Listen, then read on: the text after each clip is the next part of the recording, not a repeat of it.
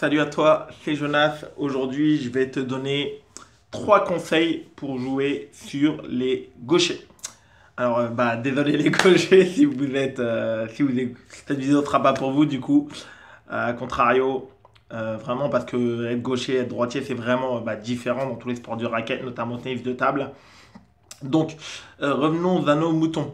Premier conseil, c'est de tester en tout premier le service court dans le coup droit avec l'effet latéral. Pour voir, pour évaluer tout de suite la maîtrise de ton adversaire quand tu sers court dans son plein coup droit avec l'effet latéral. Surtout qu'en tant que droitier, quand tu sers sur gaucher, ce ne sera pas sur les gauchers, tu as l'opportunité, tu sers en diagonale. Donc déjà, tu as une facilité technique.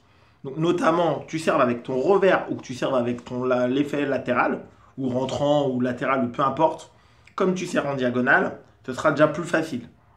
Vraiment service court, hein, pour tester comment est-ce que le joueur il réussit, lui, en retour de service. Est-ce qu'il évalue bien le coupé, l'effet latéral, est-ce que sa balle elle monte, est-ce qu'il est capable de remettre dans les deux angles, est-ce qu'il remet en ligne droite, est-ce qu'il remet qu'en diagonale, etc. Si tu sens dès le départ qu'en servant court dans son coup droit, il remet pas bien, il remet naturellement en diagonale dans ton revers, il remet la balle elle flotte un petit peu, qui prend l'effet latéral, que la balle elle n'arrête pas de monter, tu sers 8 fois sur 10 court dans son coup droit, deux autres fois n'importe où. Une fois long, une fois court dans le revers, peu importe.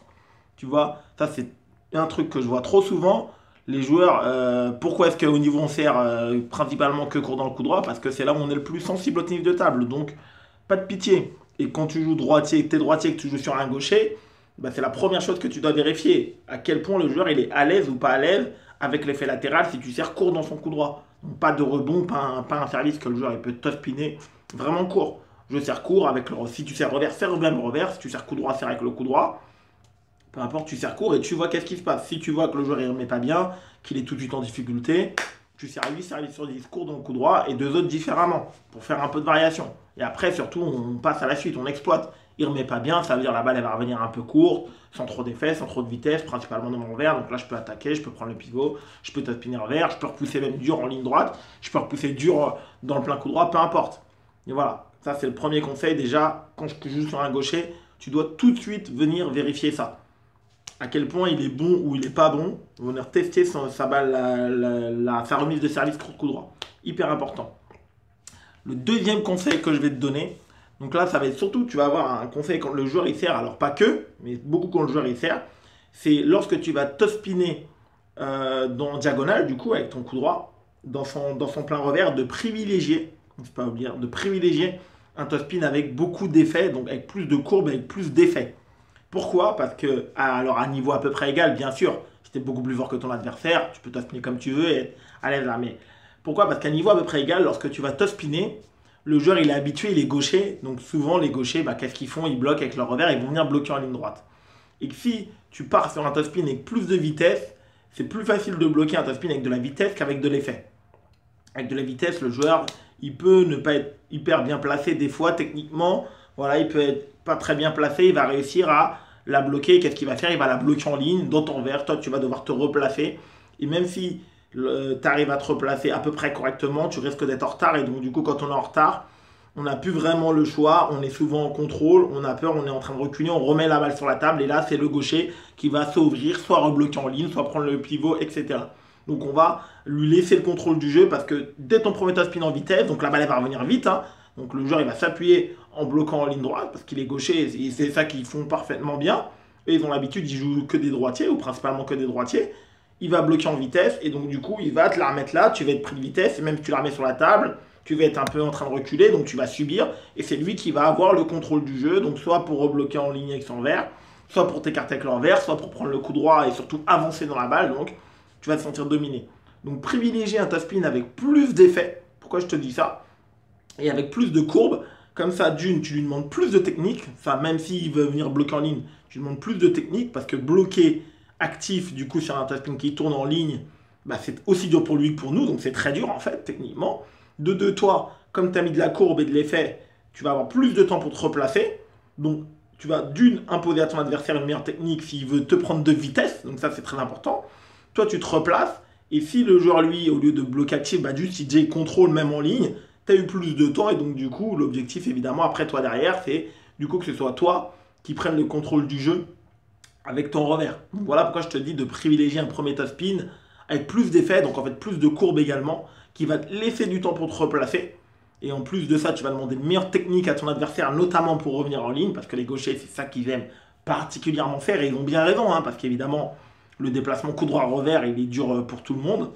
Et donc du coup, je vais tout de suite enchaîner avec le troisième conseil, et tu vas voir qu'il en fait, il découle, il est vraiment en lien du coup avec ça. C'est que lorsque tu joues un gaucher, alors pas que du coup sur cette séquence-là, c'est à chaque fois que la balle elle va venir plein revers, c'est sans arrêt d'aller l'écarter. C'est sans arrêt d'aller l'écarter. Et donc je vais reprendre la situation d'avant pour t'expliquer le truc. Ta top spin et rotation, du coup le joueur il a bloqué, mais du coup un peu plus en contrôle parce que ta balle il y a beaucoup d'effets. Du coup les blocs actifs c'est dur en ligne, hein, même pour un gaucher, aussi dur pour eux que pour nous. Et du coup le joueur il contrôle, et là du coup tu arrives et tu es en avance. Et comme tu es en avance, bah, c'est toi qui peux distribuer. Donc c'est toi qui peux pistonner en ligne droite, c'est toi qui... Donc là évidemment, bah, à niveau égal, alors après tu peux toujours choisir la ligne droite, mais du coup si tu écartes dans son plein coup droit, bah du coup c'est toi qui vas reprendre le contrôle du jeu. Donc ça c'est ultra important. Donc si c'est toi qui écarte là-bas dans son plein coup droit, c'est lui qui risque du coup de reculer, de contrôler, et après bah, c'est toi qui aura le choix, et naturellement il risque de revenir dans le revers si c'est toi qui as écarté. Donc du coup c'est toi qui auras le choix de revenir ensuite en ligne droite, donc de complètement reprendre le contrôle du jeu. Tu vois, mais c'est également, si par exemple tu sers de coup court dans son coup droit, hein, on n'oublie pas, il te la remet longue dans le revers et tu démarres, tu top spin, bah de pas tout de suite aller top spinner en ligne droite, mais de départ au moins aller tout de suite chercher le plein coup droit. Parce que là-dessus, les gauchers, même chose, eux, dès qu'ils font l'armée service, ils sont déjà positionnés avec leur revers, tout le temps, sans arrêt. Alors nous aussi, beaucoup les droitiers, mais eux encore plus. Vraiment, parce qu'ils ont cette habitude-là, ce réflexe-là, comme ils jouent que des droitiers, bah faut surtout jamais qu'ils soient en retard côté revers. Donc, du coup, ils prennent ce réflexe-là dès le début dans leur formation, encore plus rapidement que n'importe quel droitier. Donc encore plus, à chaque fois que la balle vient plein revers, que le jeu soit lancé ou que ce soit même un premier top speed, ou même si tu fais une première poussette, tu as servi court, la balle elle est revenue, teste un test que je dis vraiment, tu as servi court dans le coup droit, le joueur il la ramène dans ton revers, première poussette, mais au lieu d'aller pousser en ligne, tu vas pousser très fort dans le plein coup droit.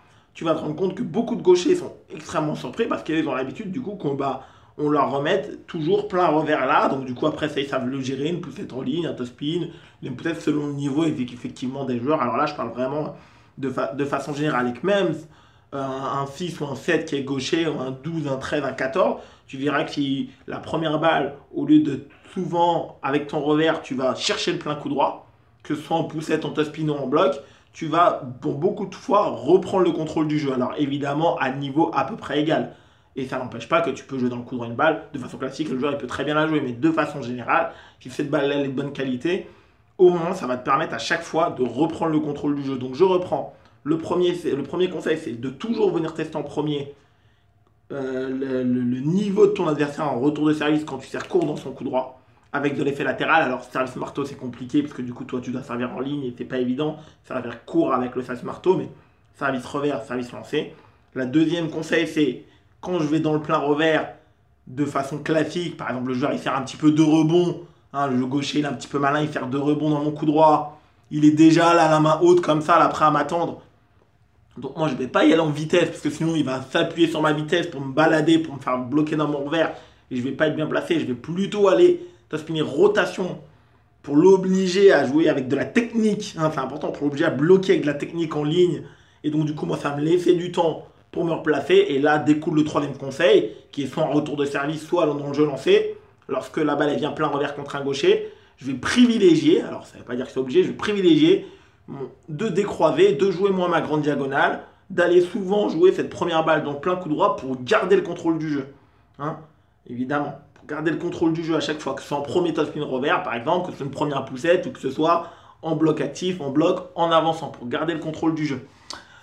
Si t'es droitier, bah, mets-moi en commentaire ce que t'en penses.